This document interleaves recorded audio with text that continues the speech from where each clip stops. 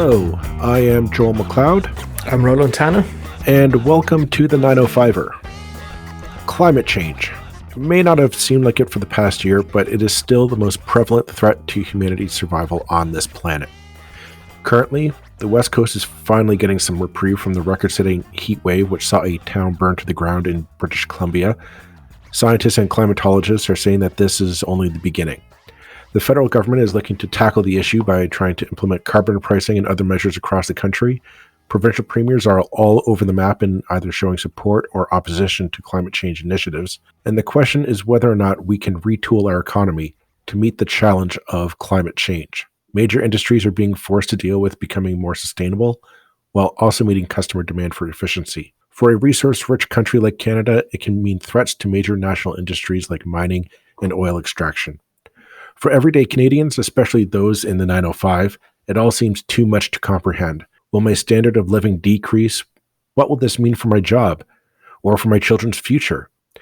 Our guest tonight is a visionary who might be one to give the 905 economy and the Canadian economy in general the shot in the arm it needs to tackle the changes coming our way. Flavio Volpe is the president of the Auto Parts Manufacturers Association. He is known internationally as being a champion of the Canadian automotive industry and has worked closely with automotive executives and leaders around the world to help foster the industry here in Canada. Most recently, he joined the Canadian delegation to negotiate NAFTA into what is now known as the USMCA deal. Today, he joins us to talk about Project Aero, a Made in Canada project to demonstrate our industrial and technical knowledge and capabilities for this new era of electric vehicles. With General Motors in Oshawa, Chrysler in Brampton, and Ford in Oakville, the automotive industry is a huge player here in the 905.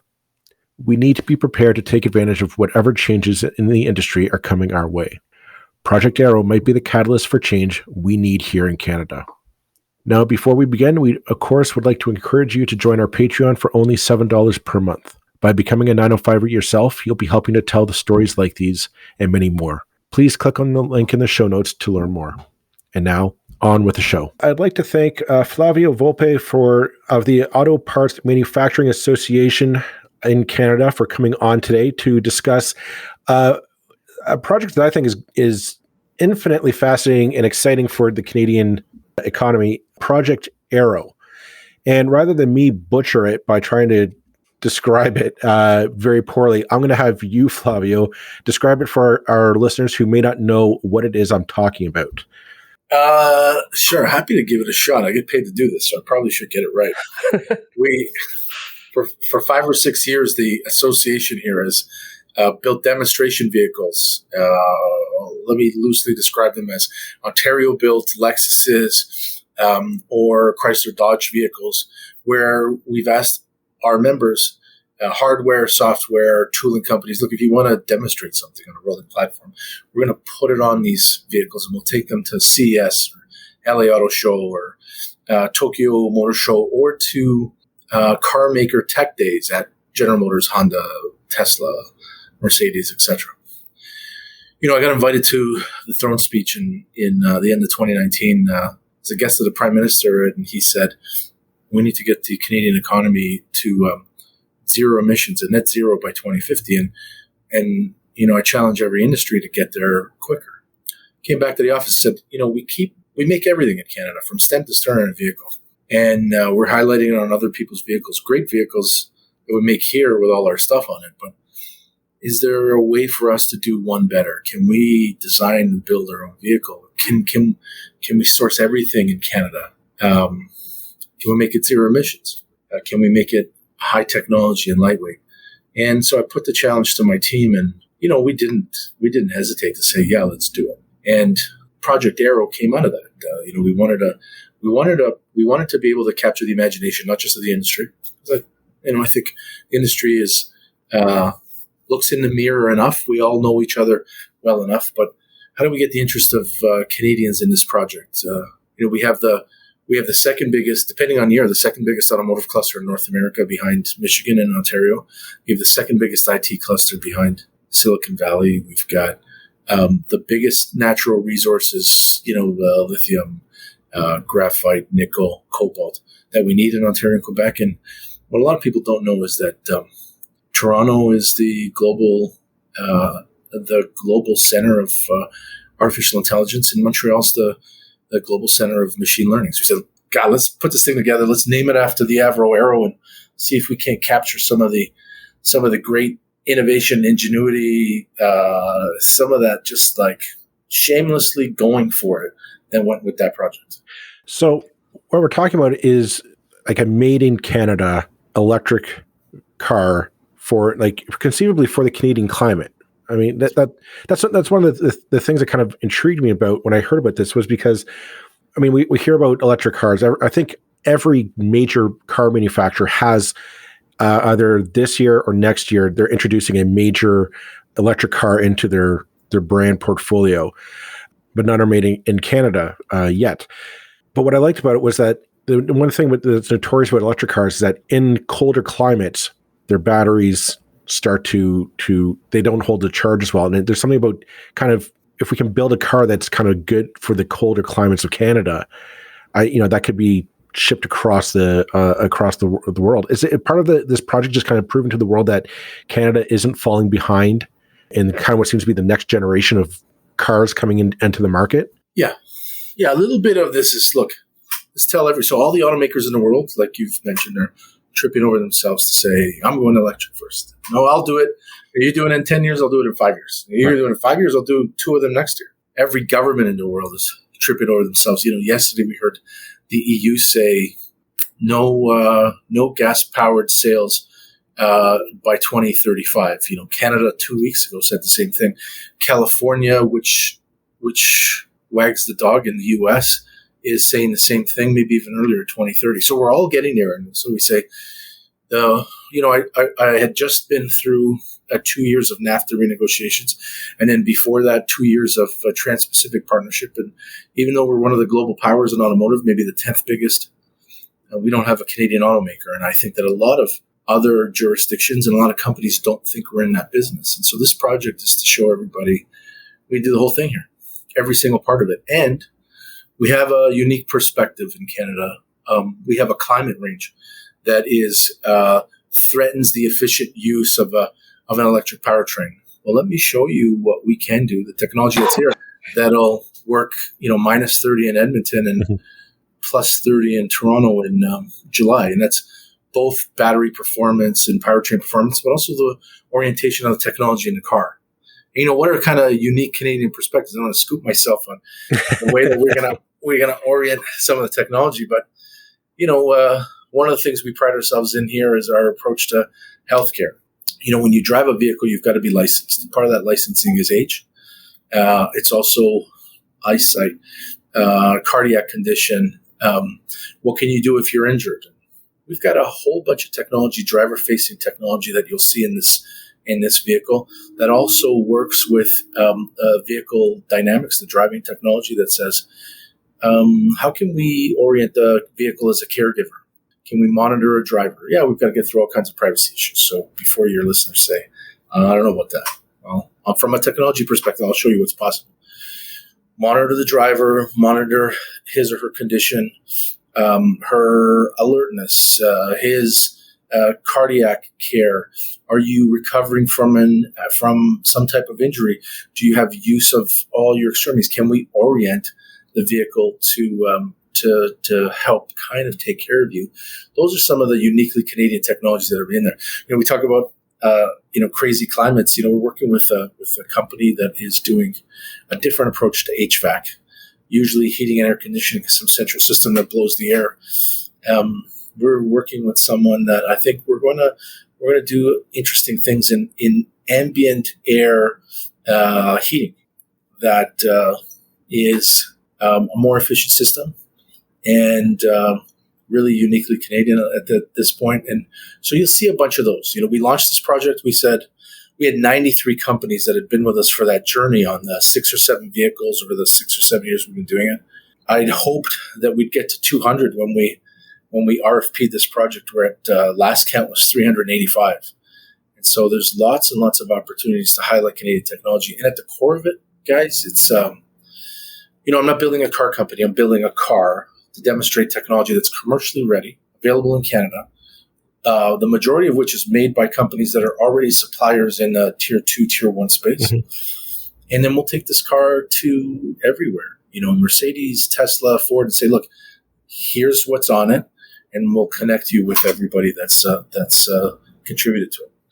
And I guess the importance of doing this is to say, we've got huge companies. The one that probably most people are familiar with is Magna, obviously, is one of the global players that is a Canadian company. And I guess it's kind of change or die, isn't it? Because if what they do, what has made them, however many $1 billion a year industry, is things that are connected with gas and oil and combustion engines, then we have to, or they have to, shift to the new paradigm, I guess.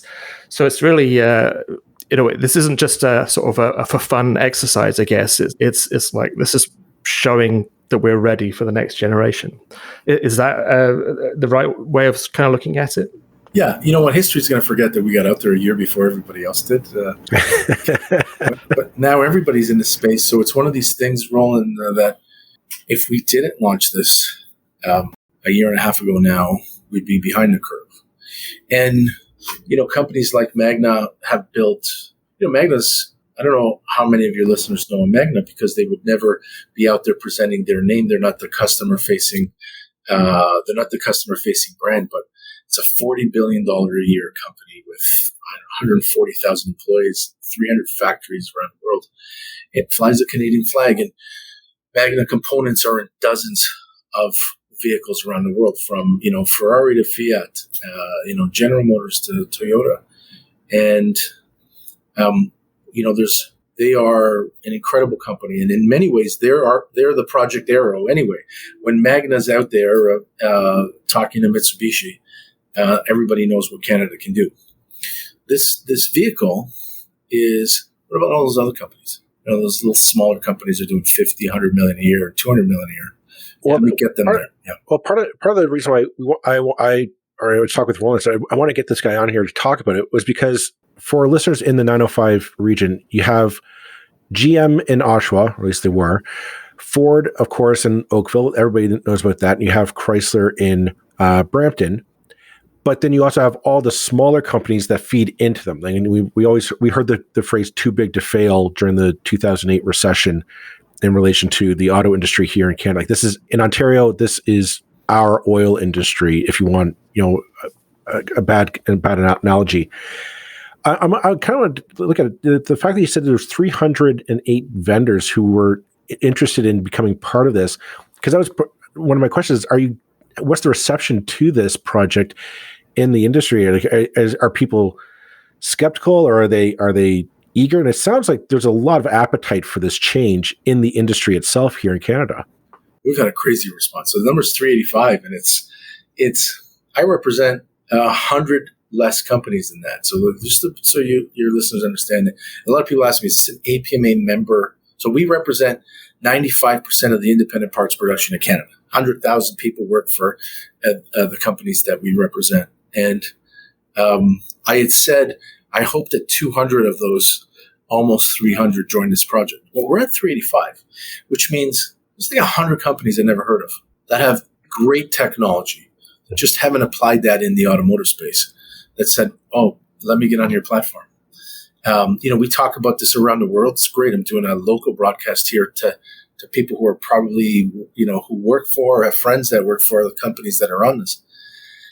We got interest from around the world. I did an interview with a magazine in Paris last week who wanted us to walk through what we're doing. And, when I say to them, look, company X, Y, and Z actually sell to Renault and Peugeot and Citroën right now, she didn't really understand that is possible. We're all in this kind of just-in-time concentric circles of supply. But our tech companies, if you're selling software or if you're selling tools, they go around the world. You might send 300,000 door panels to a plant in Brampton from your shop in Etobicoke. But if you're doing telematics in Ottawa, you can supply 50 OEMs around the world. And this project has become a bit of a Canadian automotive community. We're almost like the stewards of it. It's blown up in terms of coverage and interest and the connections that are making. It's blown up faster and wider than anything we anticipated, and a lot of those commercial relationships are being formed right now. Before this vehicle is even finished. Now, how many of those 385 can I put on the car? Probably a quarter of them. But we're also building a digital, a virtual version, a virtual twin, and then a digital twin. A digital twin versus a virtual twin is that the digital twin is really the manufacturing process. The manufacturing process is built into the engineering. And the virtual twin says, all right, I'm going to give you the VR goggles, or I'm going to do this as a hologram. And here's 100 configurations of this car. So here it is with fuel cells from BC. Here it is with lithium-ion prismatic cells from Mississauga. And here it is with graphene-enhanced lithium cells from Quebec. And it is, you talked a little bit about, look, these companies have been built on internal combustion. I've been saying to people, I was at Formula E weekend this past weekend. It's a open wheel racing. All the major manufacturers. It was in New York City, where they were meeting with the Championship Series leadership about what can we do together? Can we find a pathway for some of the aero suppliers? And we talked a little bit about why that series is so important. It's got this advantage that it jumped out there. It's got the exclusive under the FIA for electric drive, and it's out there 8 years before anybody else. And I said, the one thing that strikes me about the series is that you have to now start competing on connected technology or partially autonomous technology, because, 3 old men here on the screen talking about electric cars, we're making a distinction that in 10 years there won't be, or 15 years there won't be. My 15 and 16-year-old son and my 18-year-old daughter, when they go buy cars in their 30s, there's no electric cars. It's a car. They're all electric. And so Ford's internal combustion engine F-150 versus its electric F-150 to the untrained eye looks the same. And 95% of the parts are the same. But where the value in the car is, it's going to shift. Well, I kind of want to jump on that point, because I think we're talking about the future of the Canadian economy. The auto industry in Canada is a huge. It's the backbone of the economy here in Ontario, definitely the 905, I think. And so what happens here impacts coast to coast to coast. That being said, what you've just described, I find fascinating, because what we're talking about is a shift in the auto industry. We're going from a simple internal combustion, build a carburetor, build a drivetrain, build muffler, and all that old school stuff that we're so used to thinking of, in terms of technology that was really transferable, not just in the auto industry, but kind of like almost any industry in the world. I mean, if you talk about, automation, you were talking about software updates, electrical efficiency, battery production, etc. A lot of this stuff isn't just centered onto the auto industry. This can easily be taken and scaled up to multiple other industries as well, not just the auto industry. Yeah. Let me run a scenario for you. The vehicle components that you just described looked like the language of the NAFTA. In the automotive rules of origin, here are the 29 parts categories that you had to track, and that you had to get to 62.5% to be able to sell that car tariff-free in North America. And they were written in 1994. Right. And we now have 61 parts categories, and the number's got to go to 75. And in this new NAFTA, there's a recognition that there are core parts and principal parts and secondary parts, all of which all three governments wanted to have more localized. But we put a real emphasis in there on batteries and on the kinds of technologies that are more tech commodities than they are analog transportation commodities. So we have a scenario where, if you've got an internal combustion engine vehicle, it could be extremely high tech. You take Lexus product made here in Ontario, RX and NX, very high tech applications. But you've got a 12 volt battery. You start the car, or I guess you press the button now, not turn the key in. You've got a 40 volt platform, and people are expecting some type of driver assistance and a whole bunch of stuff. Well, when that car has a 100 kilowatt battery in it, it's going to run a 400 volt system. And then future iterations are going to run 800 volts. Well, when you run those systems, number one, Joel, neither one of us is going to stick our fingers under the hood to change wires and plugs because we'll kill ourselves. But we're talking about a platform that allows for incredible amount of computing power, sensors, cameras. We're going to have a vehicle that, like, with the cell phones that we all carry, we have incredible amount of computing power already. Well, imagine 10 times that amount in your vehicle. And your vehicle has got sensors on every corners, weather telematics, vehicle infrastructure, vehicle to vehicle, vehicle to pedestrian. General Motors made a really public bid of saying not only are we going to be zero emissions, we're going to be zero collisions. Toyota, of course, has been a world leader in these advanced driver assistance systems.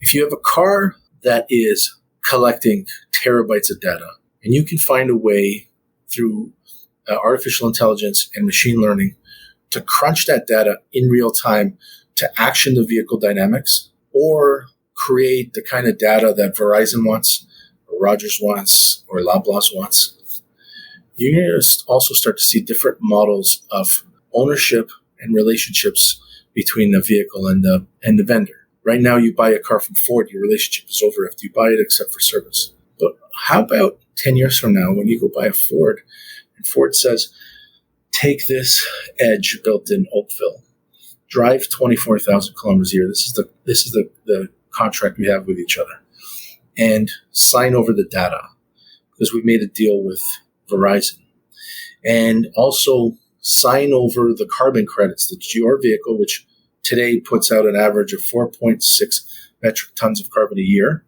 At 4.6 metric tons a year times 12 years on average of vehicle life is worth a hell of a lot of money to somebody in carbon credits 10 years from now. I'm going to give you the car. I'll give you the car at half price. As long as you drive that amount of mileage at these different times, you're going to be collecting the data that I'm going to be able to monetize. And you're also going to be offsetting carbon that the automaker may monetize. It may belong to you, Joel. It may belong to you, Roland. We're going to see lots and lots and lots of other models of ownership.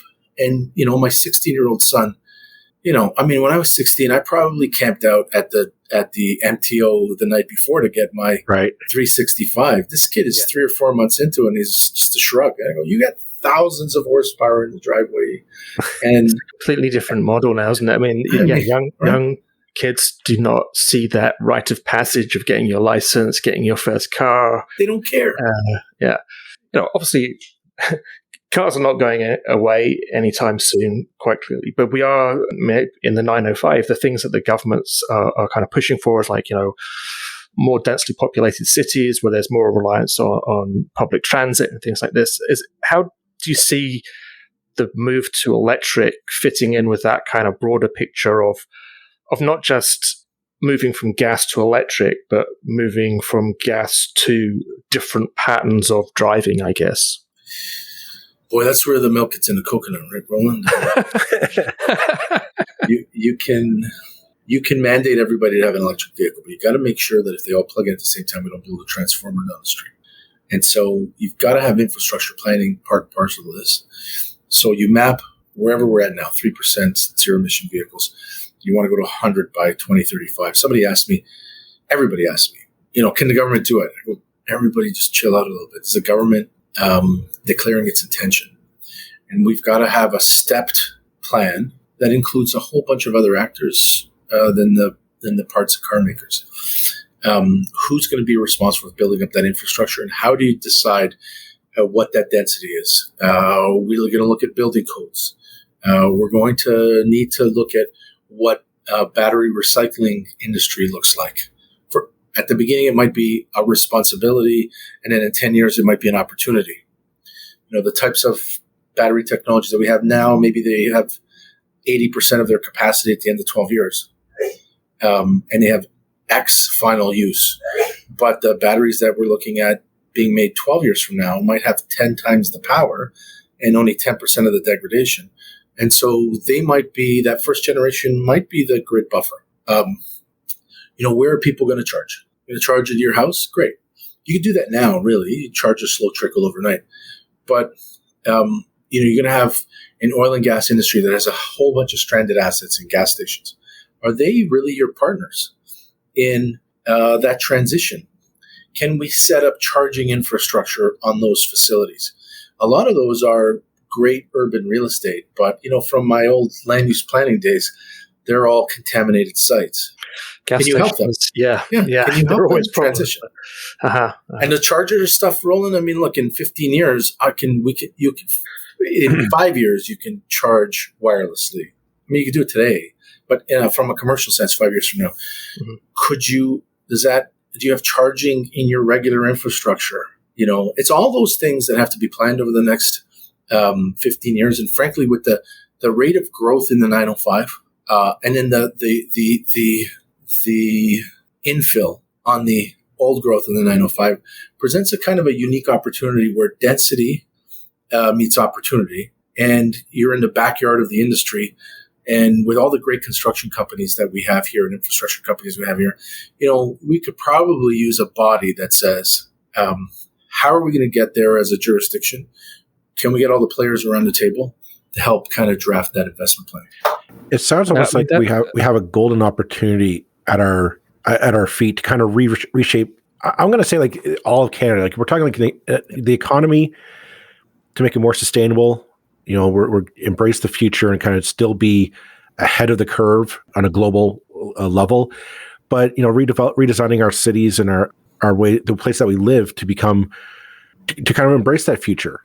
Just greener, more sustainable, better infrastructure. Because what you're saying is to me the real test of an electric car is, can I get from my house here in Burlington to my family out in PEI? What I want to do is I want to take like the family minivan, ideally the electric minivan, and just be able to drive for 2 days from here through Quebec, New Brunswick, stop in PEI, and be able to charge as needed along the way without having to worry about, oh my God, I'm 10 kilometers away from, or 100 kilometers away from the closest charging station. The infrastructure is built up right now based on the old format of fuel consumption. And so I'm not so much a question to you, Flavio. It's to any politician, I guess, who happens to be listening. We need to start getting around the table now to start planning this out, not just in the 905, but honestly, kind of the entire nation.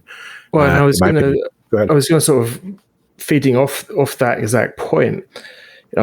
Back in 2018, we had change of government, and we had the carbon. I've forgotten the phrase now, but the cap and trade basically structure that was cancelled, and also as a range of subsidies for electric or hybrid vehicles, I think, that were cancelled. Now, as someone who's primarily interested in the health of your industry, was that helpful to you?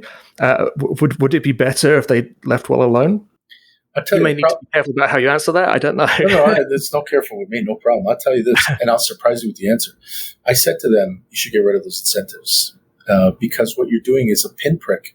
So, but let's say $100 million a year going all out to foreign manufacturers who are making cars in other jurisdictions.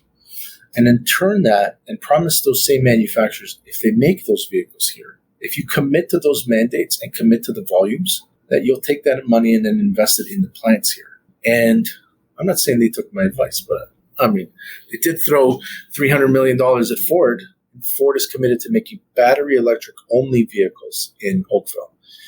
General Motors is doing battery electric only commercial delivery vehicles in Ingersoll. Chrysler and Dodge via Stellantis have committed to doing the same in Windsor and in Brampton. I think that's a better way of using public funds, is to say, we want you to change the products that you make. And, a lot of the companies here, like Honda and Toyota, they build where they sell. There's a lot of volume that gets built from those two companies. Let's say they make 1 million vehicles a year here in Ontario, and about 500,000 of them are sold here.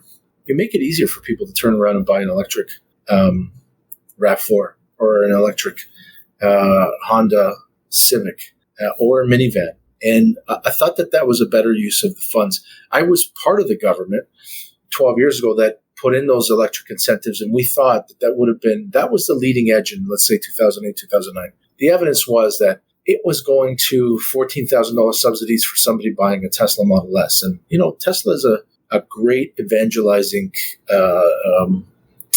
company in our business. But they make them in California. And so I don't know that it was moving anything further ahead here. What it did was helped those of us who can afford a $140,000 Model S to get 10% off. I think we have to, if we want to be serious about using the instrument's revenue, on the tax side or on the cash side of the public purse, is we have to take a look at what's going to lead directly to adoption of product made here.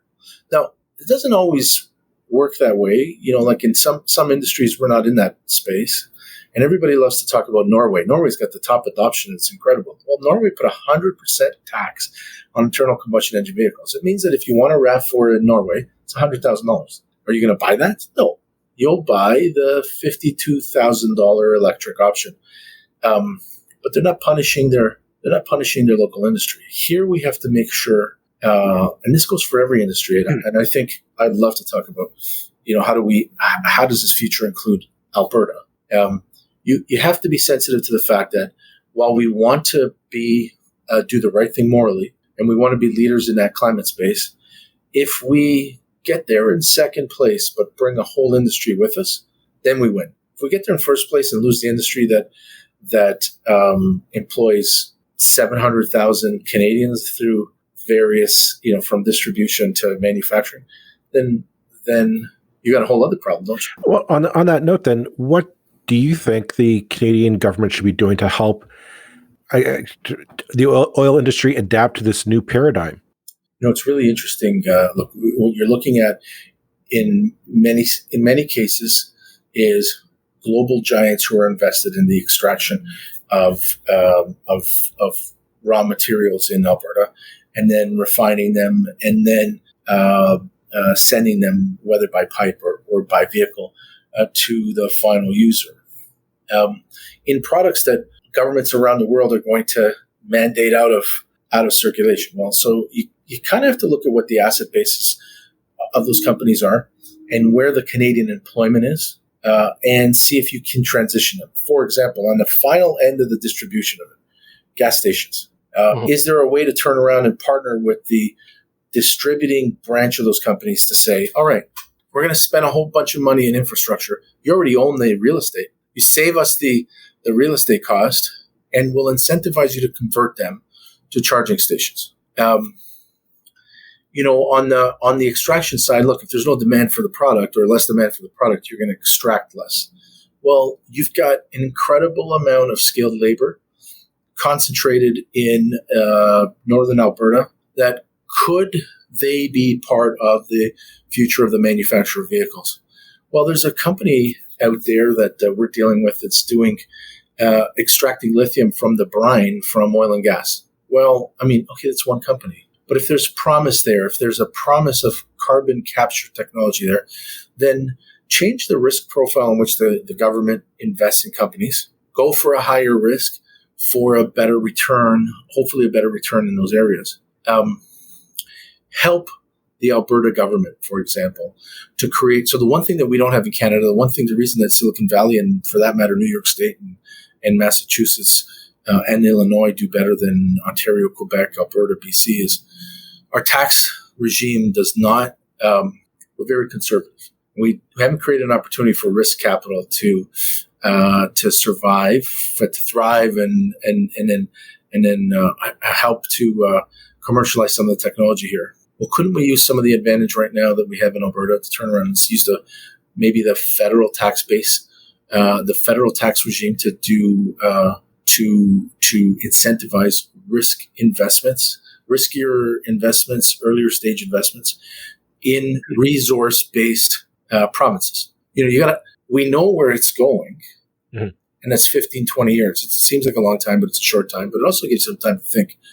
I'm not sure we're there. I'm not sure that the current Alberta government is there. Well, that was the question I was going to ask, is that there seems, I saw someone recently, or a few months ago, sort of describing today's Alberta to Hamilton, which brings it back to the 905 conveniently, a few decades ago, and that these are places that have one industry that everything it depends on, and that industry is either going away or going to change fundamentally, and a state of kind of denialism of no, we just need to keep on taking the oil out of the ground seems tragic. People just have to recognize it's like you can build all the pipelines in the world, but if California doesn't want gas anymore, then California doesn't want gas anymore, and they've already made that commitment. So is that something that the Canadian government is able to address when to an extent the province doesn't seem to want the Canadian government to come to help them, so to speak? It's the $1 million question. And I do know that the Canadian economy doesn't work without a healthy Alberta. In many ways, Alberta and Ontario are the two sides of that balance. Pick whoever you want as the fulcrum. But if we lose that industrial capacity and that wealth generation in Alberta because we bluntly transition our markets through regulation and legislation out of it, then we've got a really big problem. And yes, morally, we're all responsible for the climate on this planet. And I think we're kind of waking up to this as a crisis. I say kind of. The kids get it. Maybe our generation gets it. But to this point, I don't know how old the two of you are, but you kind of look like me. But we're not running it all yet, and it's very difficult to let go of something that is an engine of prosperity for you when the result is nothing. It is a national priority, climate change, but it also is an upcoming national crisis if we lose oil and gas and all the benefits that come from that industry for the national psyche, the national economy, the national ability to, like, the reason we're able to respond to the changes in technology and that we're able to respond in automotive and IT is partially funded by the fact that we are extracting fossil fuels. And by the way, we've also, I keep saying that the biggest opportunity here is we've got all the lithium that anybody needs in the ground here. We've got to extract it and process it and not send it to Korea or Japan to do it.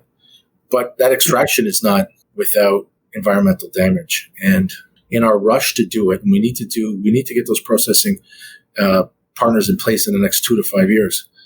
But we may shift a whole bunch of that emissions from extraction in Alberta to extraction in northern Quebec. And so we've also got to be thoughtful. I think there's so many opportunities, and it's great to hear someone who's working hand in hand with the auto industry, which is it's very easy to sometimes think of, someone with my kind of political background as kind of the enemy, and no, you can't think like that. I mean, because they're employing millions of people, but also this idea of for every challenge there's an opportunity, isn't there? So what is easier? Well, there's just a problem. Oil's over.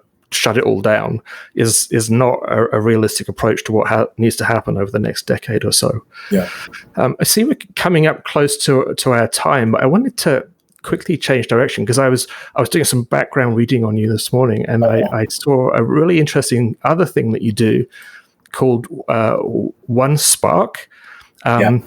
Yeah. Could you tell us a little bit about that? I know I'm sort of springing this on you. This wasn't you expecting to talk about, but I thought it was really interesting, and I'd love to hear about it. Well, at the core of it, I met someone who is a visionary in her space, Corey Palco, and we were both studying for our MBAs about 150 years ago, and we've worked together on a series of projects, and she's always reminded me through the years that you could. Great, go be good at something, but make sure that something is also being a good citizen. And we talk about, who has and who hasn't in this country. And one of her passions is modernizing the support systems for women who are in vulnerable situations, who are escaping domestic violence, and she read to me the pretty stark statistics of how many slide back when the shelter system, when they time out of the shelter system, especially if you have dependents, you might make some decisions to say, look, I can go back to a bad situation because I can handle it, but I'm doing it for them. So One Spark is a vehicle that she created to help some women. And I say some only because we have limited resources. Wouldn't I love the kinds of resources that we're talking about in this space?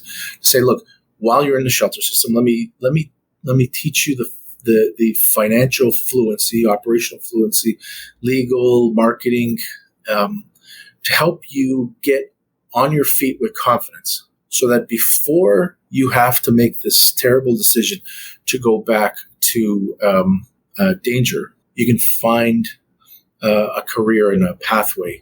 And maybe that's entrepreneurial. We equip them. We do some training. We equip them with some basic hardware.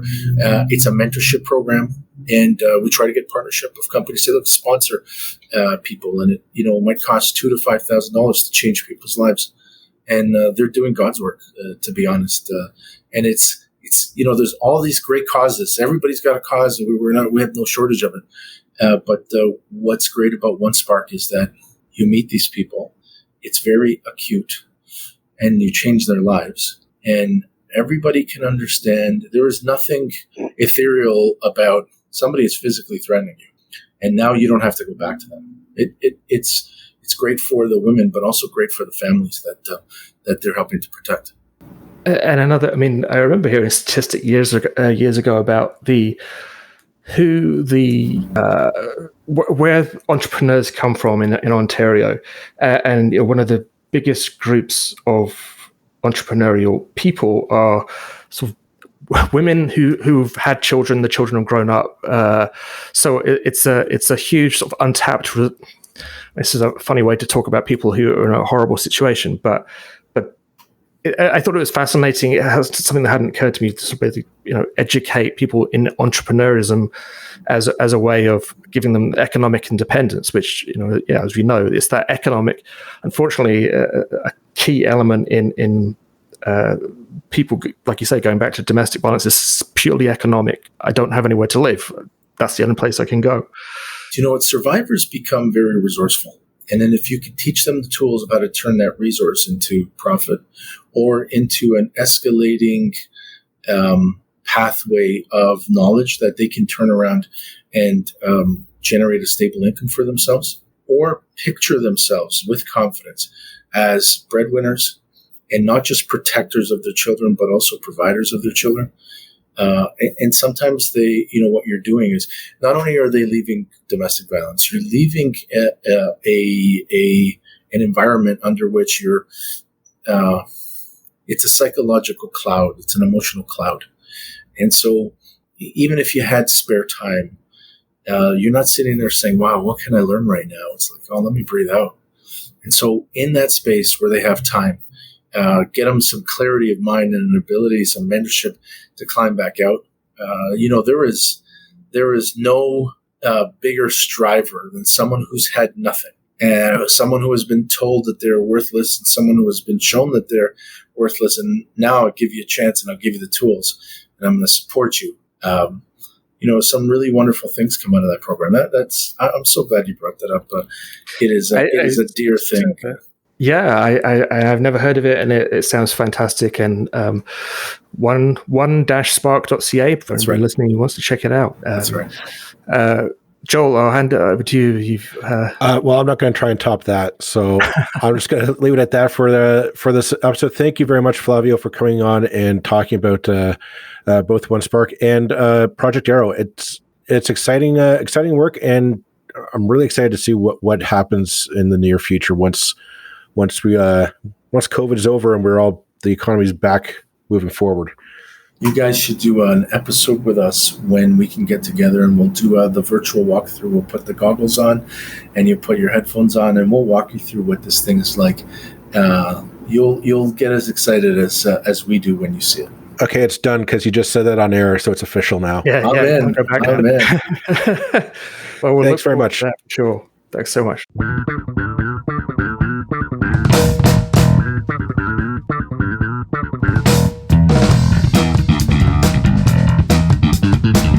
That's it for this episode of the 905er. Thank you for listening.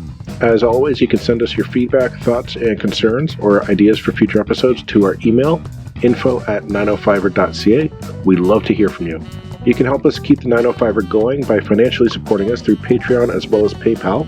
Visit us at 905er.ca and click on the support tab. As well, links are in the show notes for your convenience. Lastly, you can find us on social media. Search for _905er on Facebook, Twitter, Instagram, and LinkedIn. So long for now. See you next time.